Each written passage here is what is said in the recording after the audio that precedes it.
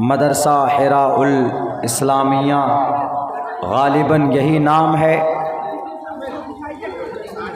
मेरे मुस्लिम भाइयों और फ़रकिया बस्ती और आसपास से आए हुए मेरे गयूर मुसलमानों, दुनिया के अंदर बहुत सारे मज़हब, धर्म, कम्युनिटीज़ हैं, मगर सिर्फ एक कम्युनिटी, एक रिलीजन ऐसा है कि जो अपने सही उसूल और क़वानीन के साथ, अपनी मजहबी किताब के फरमान के साथ आज वो कौम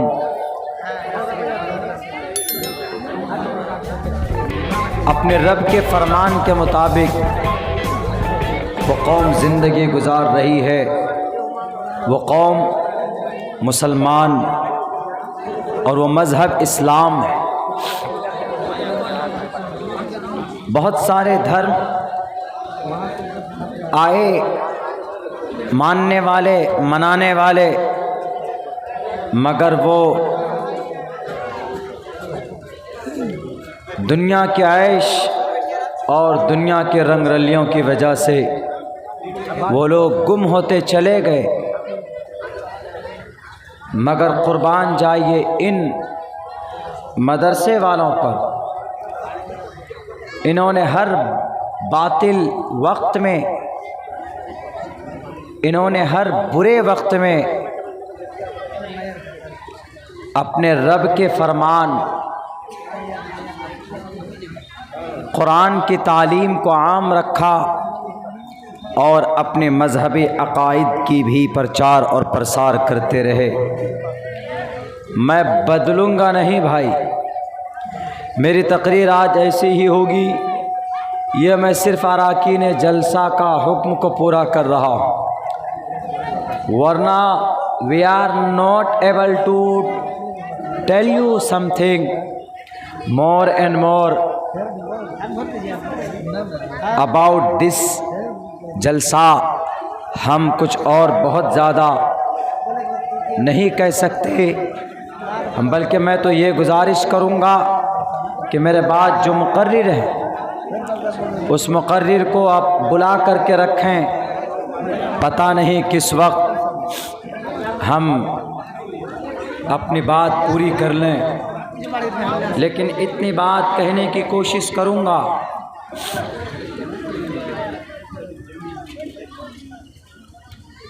ये मदरसे हमारे बीच में है, हमें इन्हें गनीमत जानना चाहिए। नबी पाक अलैहिस्सलातु वस्सलाम के ज़माने से अस्हाबे सुफ़ा मस्जिद नबवी के करीब सबसे पहले मदरसे की बुनियाद डाली जाती है और वहाँ से कुरान का दर्स, वहाँ से अहादीस रसूल की तालीम हम तक पहुँचाई जाती है। और उसके लिए, उसी सुन्नत को ज़िंदा रखने के लिए नबी पाक अलैहिस्सलातु वस्सलाम के फरमान को, उनके अतवार को, उनके तरीक़ों को ज़िंदा रखने के लिए ये बेचारे मदरसे वाले बहुत मेहनत करते।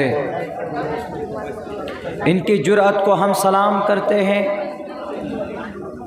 और इनकी मेहनत और इनकी कद्दो काविश को वाक़ईतन दिल से सलामी देना चाहते। पिछले 2 साल, 1.5 साल की सख्त लॉकडाउन की वजह से मदरसों में ताले लगे। अभी 2-3 रोज़ पहले, बल्कि 4 दिन पहले एक सफ़र हुआ था सीतामढ़ी के तरफ।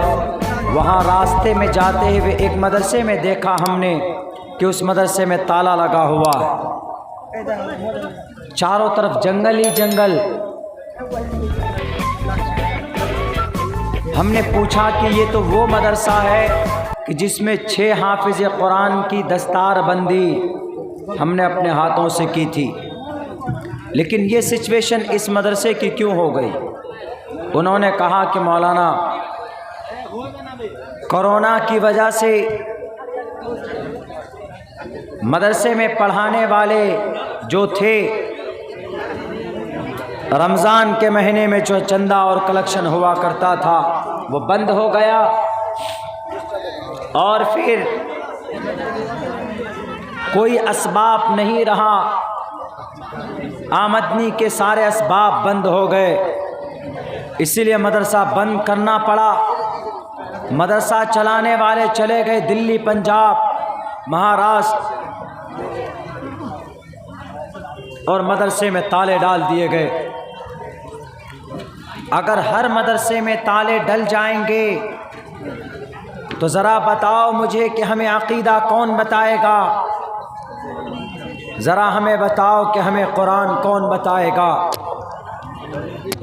अगर हमारे मदरसों में कुरान की तालीम नहीं होगी, सुन्नत रसूलुल्लाह को कोई पढ़कर सुनाने वाला नहीं होगा, तो हमारा अक़ीदा फिर कैसा होगा? दकियानूसी अक़ीदा होगा। जैसे आज की तारीख़ में क्रिश्चियन का अक़ीदा है, आज की तारीख़ में जुडाइज़म का अक़ीदा है, आज की तारीख़ में हिंदू भाइयों का जो गलत कॉन्सेप्ट है वैसा ही अक़ीदा हमारा और आपका होगा। अगर हमारे ये उलमा ना हो, अगर हमारे मदरसे ना हो, मैं आपको लिख कर देता हूँ, पत्थर पर लिख कर देने के लिए तैयार। आप लिख लो, अगले 40-50 साल में अगर आपकी नई नस्ल गुमराह ना हो जाए, आपकी नई नस्ल के अक़ीदों में तब्दीली ना जाए, तो आप मेरे गिरेबान पकड़ कर सवाल कर सकते हैं। यही गुनाह किया है यहूदियों ने, यही गुनाह किया था जुडाइज़म के पादरी और पोप ने, उनके उलमाए रहबानीयीन ने। उन्होंने सही अक़ाइद को, अपने ग्रंथ की सही बातों को छुपाना शुरू कर दिया, तो आज उनके अक़ीदे बदल गए और उनका जो कंसीडर, जो थॉट है उसके बारे में वो चेंज हो गया, गलत गलत अक़ाइद पैदा हो गए, आवागमन का अक़ीदा आ जाता है। अगर हमारे उलमा मौजूद होंगे, वो कहेगा कि आवागमन इट हैज़ नो रियलिटी, इसकी कोई हकीकत नहीं, कोई सच्चाई नहीं। आवागमन, बार बार जन्म लेना, अगर हमारे उलमा होंगे तो वो कहेंगे आवागमन का कोई अक़ीदा नहीं होता, आदमी मरता है डायरेक्ट अल्लाह के पास पहुंचता है। ऐसा नहीं कि मरेगा, मरने के बाद उसका जन्म होगा अलग अलग शक्ल में। कुरान इसकी मखालफत करता है, अहादीस रसूल इसकी मखालफत करता है, इसकी कोई हकीकत नहीं है आवागमन का, तो कौन बताएगा हमें? हमारे उलमा किराम बताएंगे। मेरे भाई, मैं माज़रत ख़्वाह हूँ, मैं नहीं बोल पा रहा हूँ, मेरी तबीयत मेरे साथ नहीं, वरना मैंने पूरी तैयारी की थी। क्या फरकिया के जलसे में मैं दिल खोल कर बोलूँगा, मैं मेरी मजबूरी के साथ आपके बीच में हूँ, लेकिन ऐसा नहीं है कि ये जलसा अपनी जवानी खो चुका है, ऐसा नहीं है, बल्कि और मुक़र्रिरीन हैं जो हमसे बेहतर बोलना जानते, जो हमसे बेहतर तरीक़े से आपको कुरान और हदीस समझा सकते हैं, वो आएंगे आपके बीच में। लेकिन मैं एक ऑर्डर को, एक वादे को पूरा करने के लिए आपके बीच आया हूँ, और मेरे ख़्याल से बहुत काम की ये बात है। जो लोग मदरसों को हक़ारत की निगाह से देखते हैं, अगर तुमने मदरसों को हकारत की निगाह से देखा तो आने वाली नस्ल को भूल जाओ कि वो दीनदार होगी तुम्हारी वो कौम। गुनाह यही किया था हिंदू भाइयों के, पुरुषों ने, हिंदू भाइयों के महाआत्माओं ने। उन्होंने अपने ग्रंथों की सही बातें बतानी छोड़ दी, गलत अकीदे आ गए।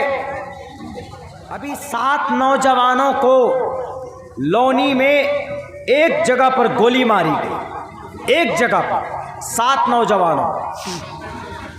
क्या कहा जाता है? मुठभेड़ में गोली मारी गई। पता क्यों गोली मारी? अफसोस होगा आपको सुनकर।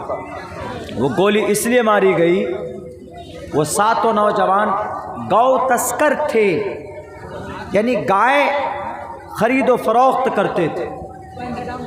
इस वजह से गोली उनको एक जगह पर मारी। 7 नौजवान, 7 को एक लाइन से गोली मारी एक जगह पर। गुनाह क्या था उनका? कि गाय खरीदो फरोख्त करते थे। कोई पाप नहीं कर सकते, लेकिन एजुकेशन तालीम न होने की वजह से उनके दिल में एक बात बैठा दी गई। वो कौन सी बात बैठाई गई? कि गाय तुम्हारी अम्मी है, गाय माता है। ये बात बैठाई गई। क्या ये बात वेदों में है? क्या ये बात शास्त्रों में है? क्या ये बात कुरान में है? क्लियरली, ईमानदारी के साथ, you are not able to prove the cow is a mother of Hinduism. नहीं, बिल्कुल नहीं। गलत अकीदे आए, जो उलामा थे उनके, जो साधु संत थे हमारे हिंदू भाइयों के, उन्होंने इसको रिमूव नहीं किया, उन्होंने इसको क्लियर नहीं किया। मनुस्मृति उठाकर देखें आप, वहां पर साफ लफ्जों में लिखा हुआ है, प्रोचितम भक्सन माम साम वैष्णवम। प्रोचितम भक्सम माम साम वैष्णवम।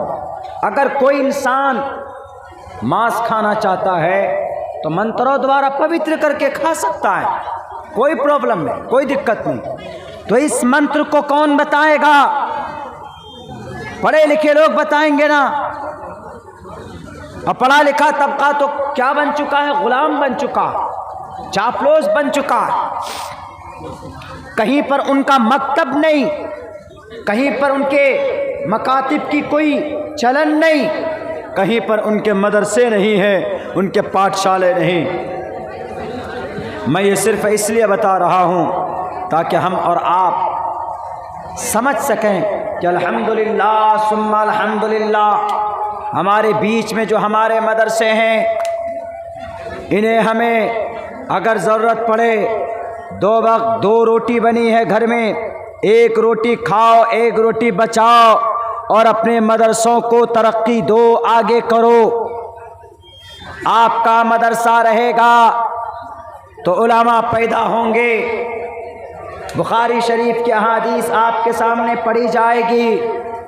अगर मदरसे नहीं होंगे तो ना तो उलमा पैदा होंगे, ना बुखारी पढ़ाई जाएगी, ना साए सित्ता का नाम लेवा होगा।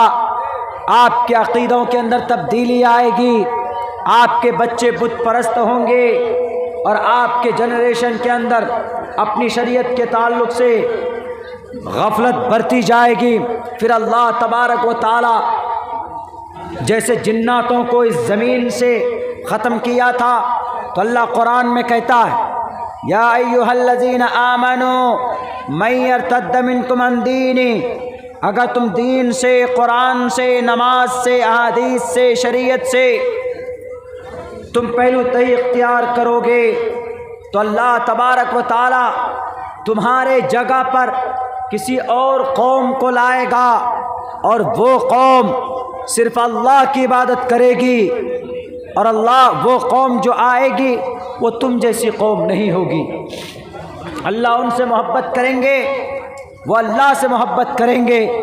मेरे भाई, मैं नहीं कह रहा हूँ, मैं बीमारी की हालत में आपसे कह रहा हूँ कि खुदा की कसम अगर पूरे मुसलमान बनकर ज़िंदगी गुजारना है, अपने कुरान की हिफाजत करना है, अपने शरीयत का मुहाफिज बनना है, तो first of all you have to contribute your धार्मिक and religious places is called in Arabic language मदरसा। दर्स देने की जगह आपको इन मदरसों को आगे करना होगा, आगे बढ़ाना होगा। हाँ, अगर कोई एतराज़ करता, हम जानते भारत के संविधान के मुताबिक क्या आपका ये मदरसा सही है? क्या आप अगर मकतब चलाते हैं तो जायज़ है मकतब चलाना? जी जायज़। भारत के संविधान का दफ़ा number 30 article 30 right of minorities to establish and administer educational institutions. Bharat के संविधान का दफ़ा नंबर 30 माइनॉरिटीज़ के हक हुकूक। माइनॉरिटी में कौन? मुसलमान, दलित, minority. Right of minorities to establish and administer, बुनियाद डालना मदरसे की, उसको क़याम में लाना, मकतब चलाना, मदरसा बनाना, मस्जिद बनाना। टू एस्टैब्लिश एंड एडमिनिस्टर, मोहतमिम बनाना, हेड मौलाना बनाना, सेक्रेटरी बनाना, कमेटी बनाना, ट्रस्ट बनाना, सोसाइटी बनाना। एडमिनिस्टर एजुकेशनल इंस्टीट्यूशंस, अपने तालीमी इदारे के लिए आप कर सकते। आगे और क्या कहा देखिए एक्सप्लेन में। ऑल माइनॉरिटीज, सारे मुस्लिम और सारे आदिवासी और दलित, all minorities whether based on religion और लैंग्वेज, अगर वो अपनी ज़ुबान के आधार पर कोई मदरसा बनाना चाहें, कोई मस्जिद बनाना चाहें, all minorities whether based on religion or language shall have the right to establish, उसको हक है वो मदरसा बना सकता है। मैं कहूँगा सुप्रीम कोर्ट में खड़े होकर, मैंने कही है ये बात, आसाम के मिनिस्टर के अदालतों के दीवारों तक मैंने आवाज़ पहुँचाई। हमने कहा है वहाँ के जो उस वक्त के होम मिनिस्टर थे हेमंत बिश्व शर्मा को, हमने कहा क्या आप आसाम के मदरसों को बात बंद करने की बात करते हो? नहीं है आपके लिए जायज़। क्यों? भारत का संविधान कहता है shall have the right to establish, उसको इजाज़त है। किसको? All minorities whether based on religion और लैंग्वेज। मौलाना समझकर बेवकूफ़ मत समझना कि मदरसे में पढ़ने पढ़ाने वाले कुछ नहीं जानते। कुरान की नूरानी ताकत हमारे अंदर होती है।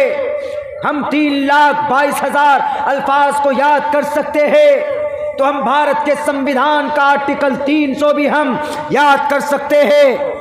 हमने कहा था shall have the right to establish, हम मदरसा बना सकते हैं, हमें कोई माए का लाल रोक नहीं सकता, इसलिए कि it's our fundamental rights. Shall have the right to establish and administer on their choice, अपनी मर्जी से, ऑन देयर चॉइस। अगर आपके मदरसों में कोई ताले लगाता है 427 धारे के तहत, 427 दफा के जुर्म के तहत आप उसके खिलाफ केस बुक कर सकते हो। मेरे भाइयों,